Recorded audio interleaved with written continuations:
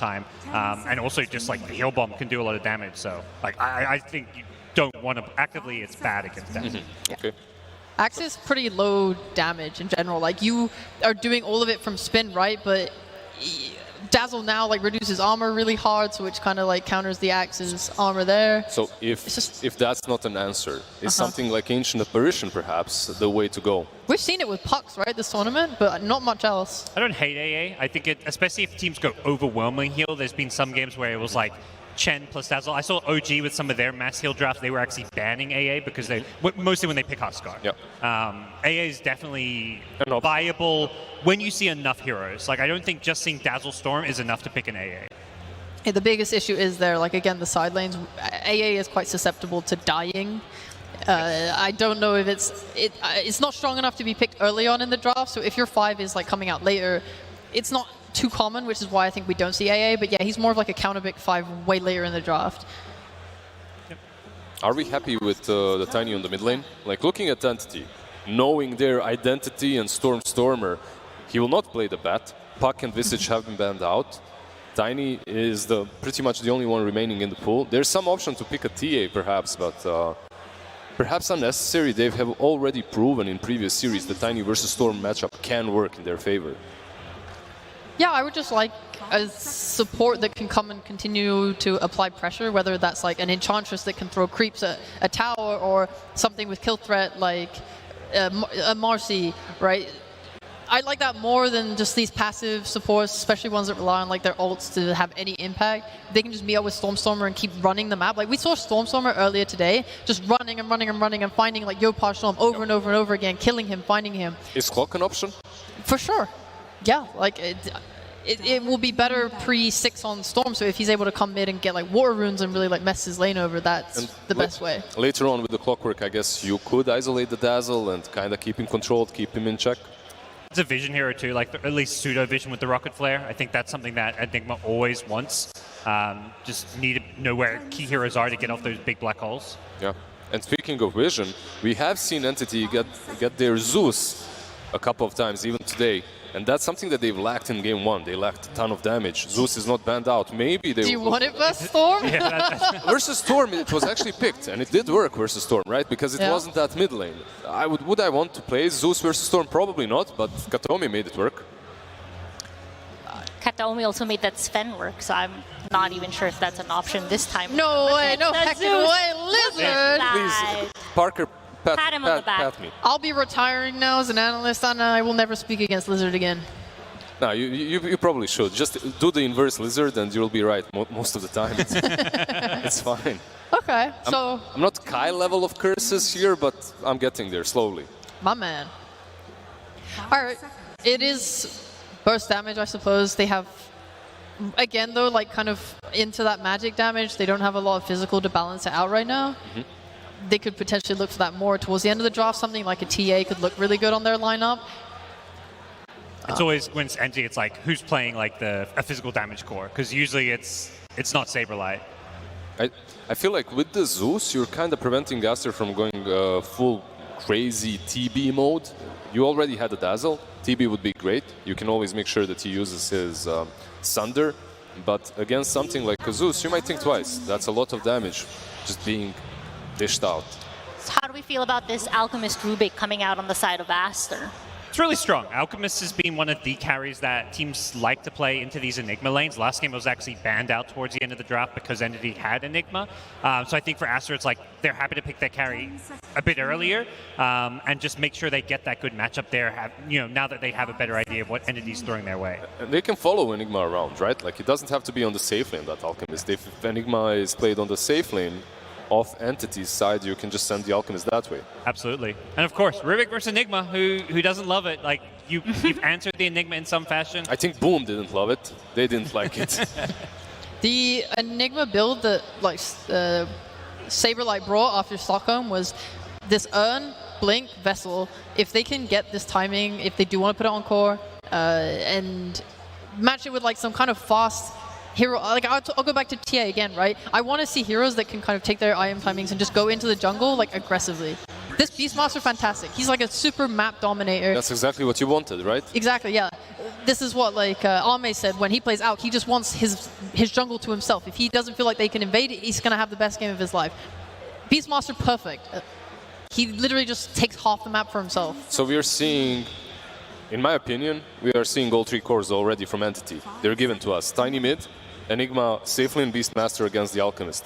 Do you agree? Or probably, right? Like the last pick is 5. None of these heroes are ones we've seen Fishman play. I mean, not to say he can't suddenly play like a 5-position Zeus or Tiny maybe, but it would be very unconventional. So. Such a fun draft. Like. It's really, really good. Yeah, when they get the Helm of the Overlord, it's kind of like really hard for Aster's supports to deal with that sort of pressure. Like, they don't have a lot of damage to kind of fend it off. And for Team Aster, they're pretty much just looking for XXS offlane hero, right? That's it. Unless they want to flex the Alchemist off. Which is also possible. I think that just seems like too greedy if you're trying to Alch offlane with another carry. Like, you're looking at this Entity draft and you know their playstyle. They've got the Beastmaster to try and do like a lot of early like invasions, apply a lot of early pressure. I think you need to get a very kind of selfless offlaner. Some Timber that's banned, but some Tide or something bulky that just can't create this wall in front of the towers. Are we looking at that? Could I throw something crazy out there? What do you think of Pudge? Pudge. Aster loves their Pudge. Sure. It's very out there, but the idea that you can kill these boards with your hook in one shot, you'll be able to rescue your Alchemist from Black Hole potentially as well. Like, the repositioning seems really strong against Entity's lineup right now, who want to focus on Black Holing or roaring a hero. And you could have then the Alchemist on the offlane, Alchemist that builds the Aghanims for the Pudge early on, right? Like the Well, I was thinking offlane Pudge. Yeah, I mean, that's okay, that's also an option, sure. I love I just love Pudge at any given point. Sure, I would love to see that from Aster, but... yeah, I don't know. They could go for something way more like normal, like a DP as well. They go with the Pango. Okay. Normal enough. Yeah, it's good. Like, you get the Basher, you can cancel the Black Hole, deals with summons.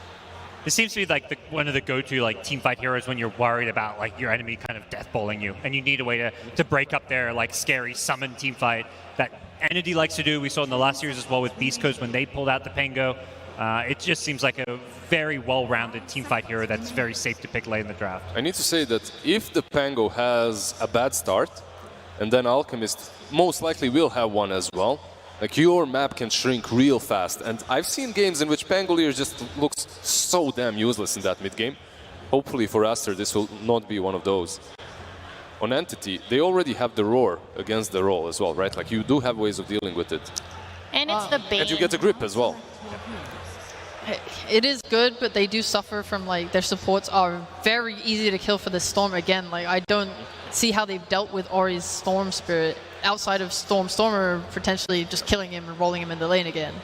Well, I agree completely. Like, this looks like a very good Storm game once again.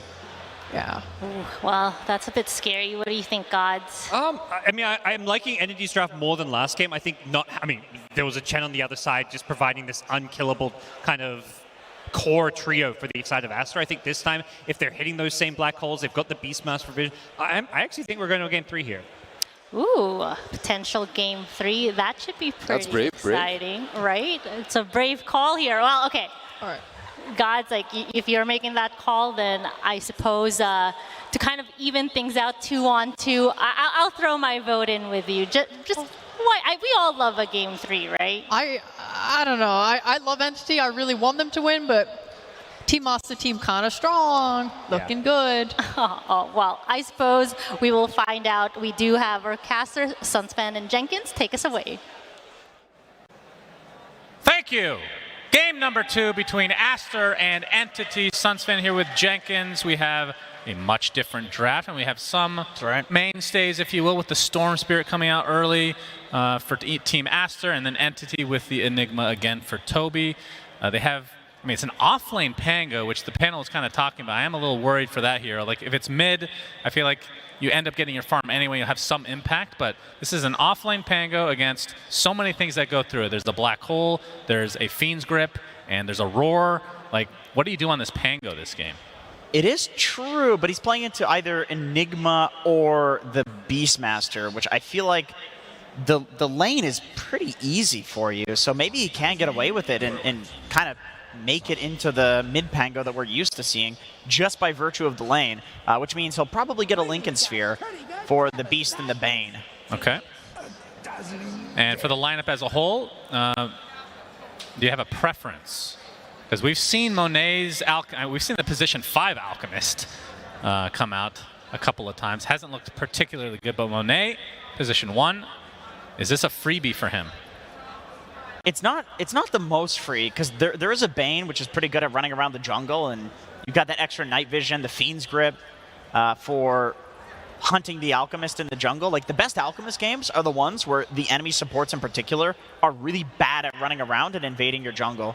And I feel like with a Beast, with a Tiny who's going to be picking up the runes, like, these heroes are pretty good against the Alch, depending on how the lanes go. What I find really interesting is that Entity, they're not interested in playing the Winter Wyvern, which went the entire way through the draft.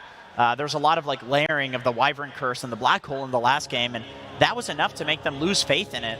As well as I think Ori on Storm, this hero kind of dismantles the Wyvern, so they just let it all the way through.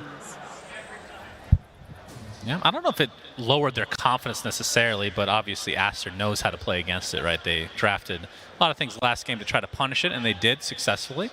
We're going to see Saberlight playing the position 1 Beastmaster, which again, feels like no other team is doing this right now, but Entity continue with this big, beefy, off-lane, strengthy type cores. Enigma is going to be considered that this game, just so this comment makes sense. Yeah. But I mean, position 1 Beastmaster, we've seen this hero kind of snowball, even as a position 3. Do you feel like that has potential? Yeah, I mean, I think he can do it. We've seen with the Axis build, although he does have 2 points in Boar already, or still has 2 Boars, 1 point in Boar. So I don't know if he's going to go like 2-2-0 and skip on the attack speed aura, or maybe he will just go for the Boar build here. But either way, like, Beastmaster gets a lot of farm. In NA, there was actually a while where people were running carry Beastmaster, and it's not bad. I mean, it's kind of like a carry Lycan, where you're an offlaner, but your summon is doing a lot of damage, and you know, it's not going to scale as well as like an anti-mage or alchemist. But with Enigma, with a Zeus, like, it's not like Entity lacks scaling or damage. Right. Well, again, game number 2 of this lower bracket quarterfinals, I believe it's considered. The winner of this will secure themselves top 4. We, of course, have a beautiful crowd here in Arlington, Texas. I do have a question for the crowd. Can you give us a big cheer if you really like the popcorn smell, the butter? All right, that was mostly yes. That was not as loud as it wasn't cheer. Resounding, but good enough for me. Yeah. I have to get myself some of that after this cast, of course. I've been craving it since we started casting. Yeah, that's right. That's right. Does smell pretty good. Siamese Cat playing the Dazzle, which has been a hero that has kind of resurrected. We did see it a decent amount in the DPC, but I wouldn't say it was spammed like every other game, but it feels like the Graves have just been automatic no matter who has played it. And does Entity have the answer to that? Because when we get to the late stage of the game, we're going to see a toss back onto Ori, but not really in range of the tower. Only 1 hit from the tower here. So looks like they're each going to get their own runes. But it feels like when you get to late game, it's all about finding the Dazzle in the back. It's almost like the Wyvern to some degree. So they do have the Zeus to give vision for the backline jump, and they also have the Beastmaster Hawks to give vision for the backline jump, but I don't feel like they have great heroes at doing it. It's just a tiny, really. Saberlight getting pretty harassed up here. Is he maxing Boar? We'll see on the next point whether he goes for some axes or not. Yep, sitting on 9-3 for CS right now, and you can see Monet off to a decent start with a 13-5 CS, but mid lane is the real story. A few CS lead here for Stormer, which again, he got off to a really good start last game on this Tiny, but just wasn't able to really snowball after getting the Blink Dagger, which is very odd. I mean, it just ended up aligning with some power spikes for Aster, I suppose. Yeah, this is kind of the same thing that we saw last game. I mean, exact same lane, Stormer doing a little bit better. But once again, it's going to be, the early game is going to be determined a lot from the runes. Both of these heroes extremely good at using those, as we saw a little bit in the last game, or quite a bit in the last game, I should say. And of course, last game, if you are just joining us, Ori died twice in the landing stage. Once it was a solo kill by Stormer, and then the second time was just a couple minutes later with a gank. and he still came back with a vengeance. So that kind of scares me if, for the Entity fans out there, if Stormstorm is able to get off that good of a start and still not really have a huge impact after the fact. That's definitely worrisome. But I mean, they have this team fight again, not as much, a lot more single target this time from Entity, but they have a lot more damage, I feel like, this time around at least. I honestly, like, in a way, I like their team fight better just because there's not as many things that do the same thing. Like, they had the Underlord route, and they had the Winter's Curse, and they had the Black Hole, and you can't overlap some of these. And it feels like now they have the Roar, which is going to be some single target, like pick off. They have the Bane again, which, of course, we saw. That was even overlapping in the previous game. So I think having like the ability to do multiple things with their abilities rather than just like, we're going to team fight with all of these, it feels a lot better for Entity. There's XXS again playing this Pango. He's 24 and 5 CS. He is crushing right now in this lane. Yeah, the boars just keep going down too. Like, he's getting a lot of boar kills, which is a ton of XP. Yeah, so you call it. This is ending up to be a pretty damn good lane for him. He's a little bit behind in the experience department, but farm-wise, super happy right now as Fishman trying to contest this pull here from Baboka. But nothing will come of it. I think the levels are only ahead here for Saberlight because Fishman's not soaking any XP.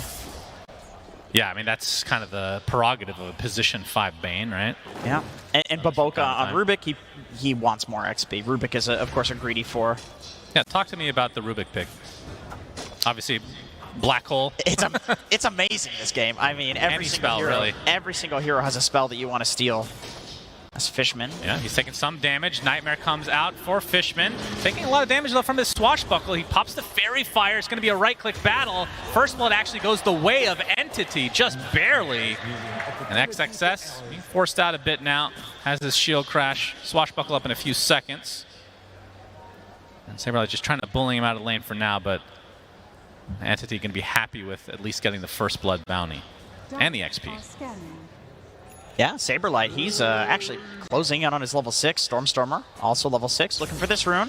Gets it in. Ori gets off the Electric Vortex. Now the focus is on the Kataomi, though. Gets off the jump. Onto the high ground he goes. I don't think they can pursue any further. Stormstormer gets a nice toss onto Baboka onto the high ground. Telekinesis to try to save his own life. But Baboka getting chased. There's the grave again from Siamese Cat. Seen this so many times this tournament. The tree decapitates him from afar. Nice pick up there from Stormstormer. Going for more, though. Gets the Avalanche. Another toss.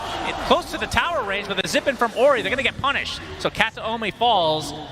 And Siamese Cat. One more right click will do it from Stormstormer. Or Fishman. Either will do. Fishman will take it.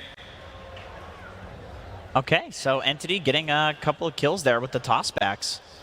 Not really any objective or anything that comes from that, so I think it's just a support for support trade. I don't think either team really, like both mids, gain from that in a way. Mm-hmm. And Monet, I mean, we've seen the build from Alchemist time and time again this tournament, so not expecting much variation, but it's going to be the Phase Boots, Bracer, Wand, and then straight into Radiance, which we've seen between 14 to 15 minutes has probably been like the average time. Yeah. And if you can get earlier than that, then it's going to be pretty scary stuff for Entity. And this is a top of net worth Alchemist. A lot of the Alcs that we've been seeing in this tournament have been pretty well shut down. That's true. Where they'll be like 3rd, 4th on net worth, and then laning phase ends, they go jungle, somebody takes the lane, and then they end up becoming top of net worth. But Monet, he's having a pretty decent game so far compared to what we've seen in a lot of the other games. Yeah, that's a good point. We'll see how fast he can get that good old Radiance. Saber, like you said, now level 6. Not sure if they're going to try to set something up here, but still, it's here that you can't let free farm either because he can really snowball once he gets that Helm of the Overlord. And Ori was looking to potentially gank, but changing his mind in the river. Instead, he's going to run right into Fishman. Only level 4 on the Bane, though. Oh, the rune's not there. Siamese Cat picks it up. Yeah, just an illusion rune for him to deny here. Fishman with the Nightmare. It's going to set up the Avatos from Stormstormer. Baboka gets off the Telekinesis, gets the double stun as a result. Avalanche only going to connect on the Storm Spirit, but Ori has to zip away. At the very least, Baboka falls in favor of Entity. So they get something out of that. It did require some services here from Kataomi. Yeah, Fishman also blocks the Ancients as well, so any potential stacks for Alchemist on the Ancients are now denied for the next few minutes until it gets dewarded. And XXS, he was starting off the game farming really well, but has been a bit shut down now. His net worth not, maybe a lot of that went to the regen, potentially, with all this harassment. He's going to get Centaur stun, you can see. Does now hit level 6 as Ori kind of shadowing him. Actually shows himself in the lane, so not going to be a surprise factor. And I guess they did see the Hawk there earlier. XXS, I don't know if he wants to stay up here, because if he does try to roll and he's not got any help, Saberlight's got the roar. So I think Ori needs to rotate over if they're going to do anything up here. And Monet continuing to farm away. This is a scary sight indeed. Saberlight getting accompanied by the rest of Entity here in the top lane, the Nightmare. But Baboka is in the area to try to contest. The shield crash comes out from XXS, but not sure if anyone's going to pursue an actual fight here. A bit awkward. Both sides don't really want to commit. They don't want, Entity doesn't want to commit into the Pango roll, and Aster, they don't want to commit into the Beastmaster summons. I feel like just the delay tactic in general is just favoring Aster with his Alchemist. Oh yeah, for sure, for sure. He's completely free-farming bot, and I don't think Enigma can pressure him. You just farm all of the Eidolons. Stormstormer stack here. Up in mid lane, we're gonna have some action. Avalanche there from Stormstormer, but Ori's gonna be perfectly fine. The first roar comes out from Saberlight, so no grave for Siamese Cat.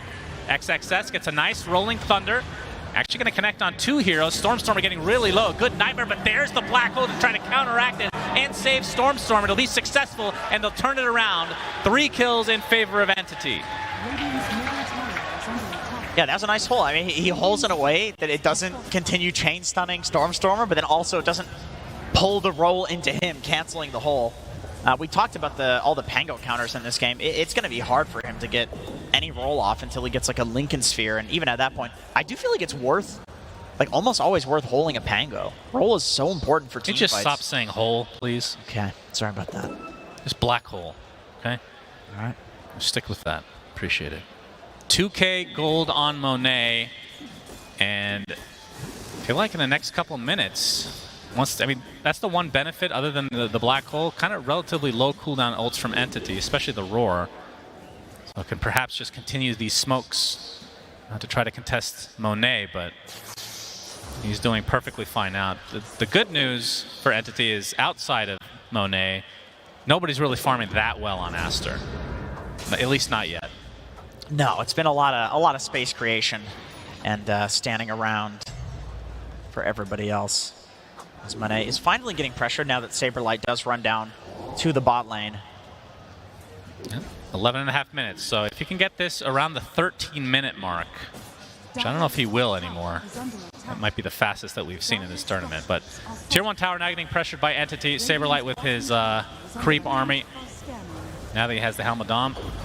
And the rally still doing such ridiculous damage to these towers. And you can see the difference here. XXS just has a sword and a little minigun there. Can't really apply the same pressure as a Beastmaster. No, Fishman, he tried to set up on him too with the Nightmare. You can have any TB come in. Siamese Cat tried to stack up the jungle, realized it didn't stack, gets the D ward. They're just going to protect the triangle for Monet to farm that. They want his Radiance. It's coming. 400 from Sacred Relic, and then just the Talisman away. Even with the Radiance, I don't feel like Aster is going to want to fight. They could maybe casually take a fight with it, where like Monet shows up eventually if it's convenient for him, but Blink Dagger, maybe he can show up on. I feel like he needs 3 items. This could be a big kill for Entity. Stormstormer finds Monet. Avalanche toss. There's the grip to follow. TP's coming in on the outpost. It's going to be a bit slow. Monet gets graved at the last moment from Siamese Cat, and he's probably just going to go back and farm. But the rest of Entity might want to fight. They're going to get the roar off to start things out onto XXS as the concoction coming from Monet. At the very least, Ori drops to the deck. And XXS, I just think a lot of right-click damage. Has to be careful, even in that Rolling Thunder form. So Aster forced out of their own jungle at the 13-minute mark. Stormstormer, he gets another Avalanche, this time finding Siamese Cat. Toss was there, but not able to find his teammates. So no more kills will come from this. Dude, that avalanche prediction from Stormstormer in that fight was insane. He could have just avalanche XXS there, but instead he throws it so the XXS is on like the left of the avalanche, so that when the storm zip comes in, he catches it. He preemptively knows that the storm is going to go for the back line, and so he stuns both the hero that's trying to get the roll off and preempts that the storm is going to zip. Look at this from him. Not this first one, of course. That was the initiation. They just barely don't get it. So close. That bracer, man. That bracer. But they still end up turning this into a good fight. Yep, that caught out the Storm Sphere. That was really nice. Like he could have just stunned the Pango there, right? But he knows that he needs to hit a double stun after the botched initiation, or at least the saved initiation from the Dazzle. Yep, and Entity, they want to smoke up again. They still have the black hole as Ori in the triangle. Trying to catch up from that last death. Siamese Cat posturing to try to save the Alchemist, but instead, they're going to find Ori again. 30 seconds of no storm, and that is another painful death for Ori, as Siamese Cat's going to be the collateral here as well. So Entity really upping the ante. They have taken several towers now, as Monet still not done with the ratings. We thought this might be like the record for the tournament, but this is turning into just an average time ratings because the fact that he's had to walk around the map. Yeah, and I mean, they had a Boar scouting this too. They've got a Hawk there. Looks like they're going to actually go for a kill elsewhere. Yep, Fishman. They have the grip. The Nightmare into the Avatos from Stormstormer, and the Thunder God's Wrath is enough to delete XXS. He's gripped. It's Ori. He's going to get gripped after initiating onto Fishman himself. Stormstormer, will he have his cooldowns? No. Just a couple seconds off. But he could potentially pursue Avalanche. Toss with Katami in the area, and the Thunderbolt is enough. So Ori's greed bites him in the ass as Entity find him again. That is the third death for Ori after such a good start to the laning stage. Yeah, that is disastrous for him. He is less net worth than his Pango that is 1 and 2 and hard countered in this game. Everything is resting on Monet to not die in the next few minutes. Even with the Radiance, I don't know if Aster can fight. Yeah, I mean, they're down 5K with an Alchemist on their team. That is never a good sight. And I would assume he would need to get a BKB. Actually, I don't even know how you itemize against this team. I'm not sure. They have so many things that go through BKB with the Roar, the Fiend's Grip, and obviously Black Hole, which you can't really do much about. I guess Blink is one item to, you know, catch like a backline Zeus or to catch like the Bane while he's Fiend's gripping. BKB does feel necessary against Avalanche, Stormstormer, XXS ends up getting off his roll. No Fiend's Grip to try to cancel this. He's going to get a couple more stuns, but not much else. As he now has a Blink Dagger on the way. And Spirit Vessel not done on Toby, so opting for the Urn into the Blink first again. Oh, that's a mass TP towards top. But if they can get that Spirit Vessel online before the BKB from Monet, that is a very beneficial thing to have against this Alchemist. Chemical Rage almost nullified in terms of just the health regen alone. Yeah, and he's not even close to the BKB. I mean, this hero does farm it very quickly, but there's going to be like a few-minute window where... And Monet, like the entire game rests on him too, so the 2 minutes where he doesn't have BKB, where they do have the Vessel, will be very important. Does he have charges? Surely he does. Has 6. 6 of them. Okay, he's got plenty. 6 charges, yeah. He's got plenty. Pretty nice. So Entity coming back with a vengeance in this game number 2 so far have really started this out in their favor. And they have a pretty gigantic lead against an Alchemist. This ward has been super value for Entity. It's finally going to get dewarded, or is it? They're going to defend it.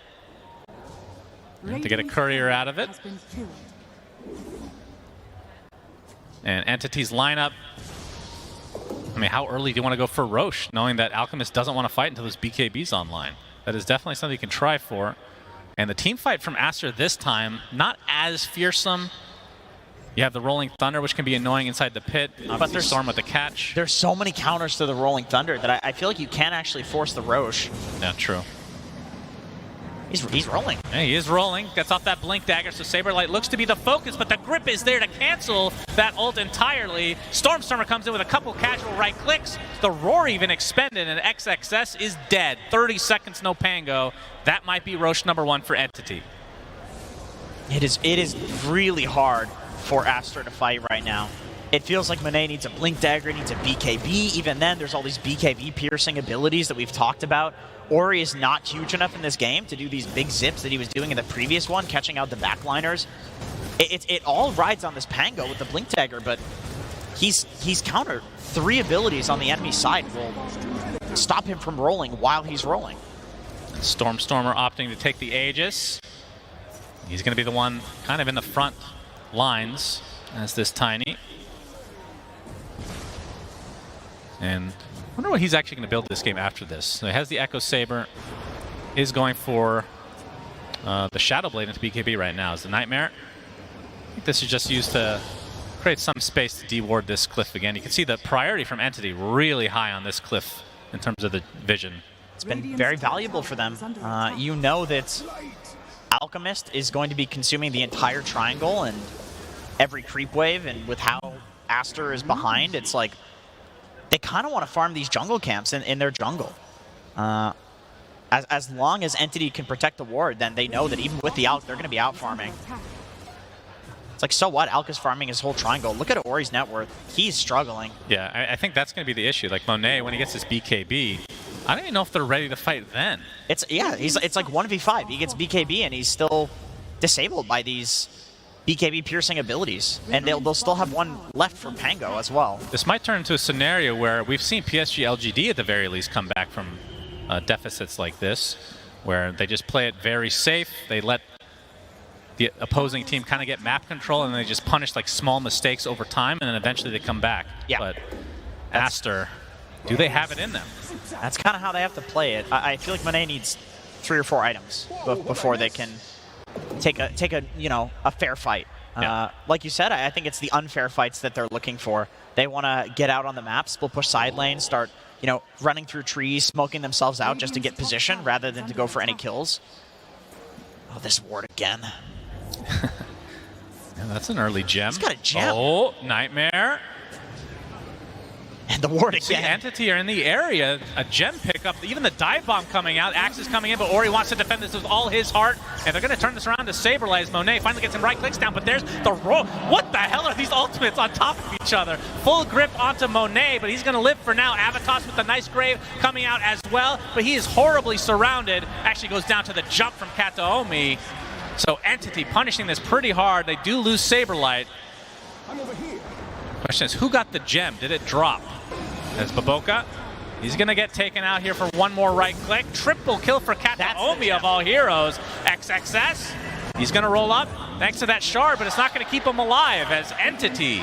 They get the gem, they get the fight, and they still have Aegis. Okay, so it turns out overlapping the hole and the Primal Roar is not as bad as the Winter's Curse. It worked out, yeah. Yeah, it worked out for them. I've not seen that one before. I would imagine that it probably worked that way, but it looked kind of funny. They're so far ahead that it doesn't really matter as long as they get. It's like they've so much BKB piercing disabled that they just need to use a couple of them right, and they're gonna win.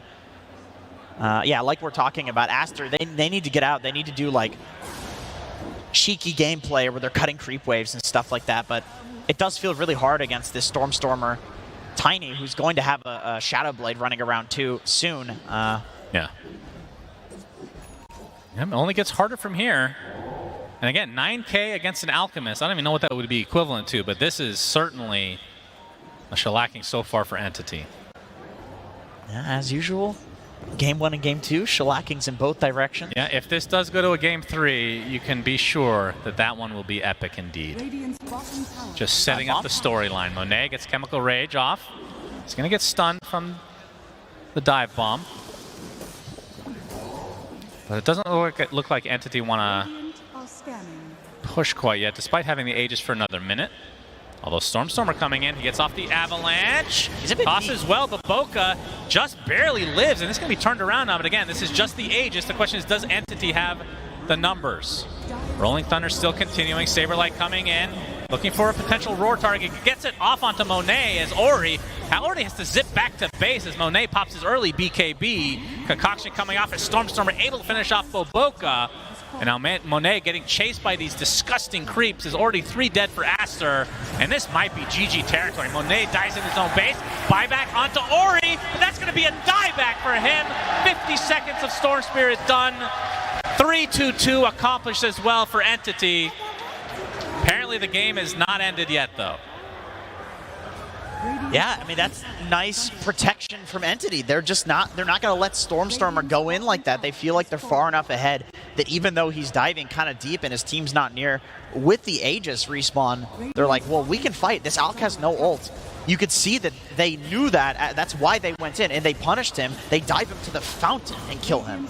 No ult, no BKB. He's the entire game for Aster. There's no way they're going to win without him. Yeah, that's a full set of racks in the bot lane. The fact that Storm is already coming up, and that's a dieback cooldown, shows how early in this game it is. Insane. And Ori now, how many deaths is that for him? He's at 1 and 4.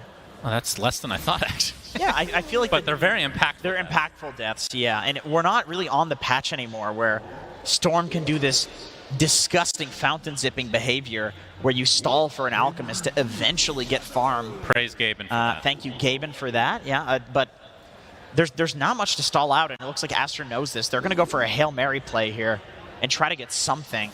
Yeah, Stormstormer. Yeah, TD has his Shadow Blade.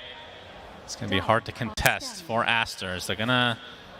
Looks like that scan came out from Entity just to see if they'd be coming in from the south, but instead it will actually be the north. So Entity going to smoke up now as well as the BKB on for Saberlight. Yeah, Entity knows that there's a smoke out happening here from Aster because look at the creeps in the base. It's so obvious with where those are positioned. They're pinging it. They know. Yeah, Storm. Oh, Monet. They're going to be spotted. Grip comes out already. Look at this Pango just dying inside the Grip.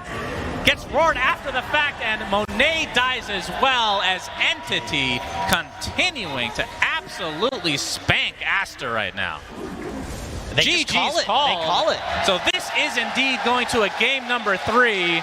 This one was not remotely close, but Entity certainly coming back with a vengeance. I mean, we talked about this before, the Shellac Game 1, the Shellac Game 2 means Game 3 is going to be dope. Game 3 is going to be good. Yeah. No, Entity, they stuck to their guns. This try offlane thing with Stormstormer kind of playing the carry from the mid lane. It worked out for them in this game. Like the Beastmaster, man, the snowball from him was insane. XXS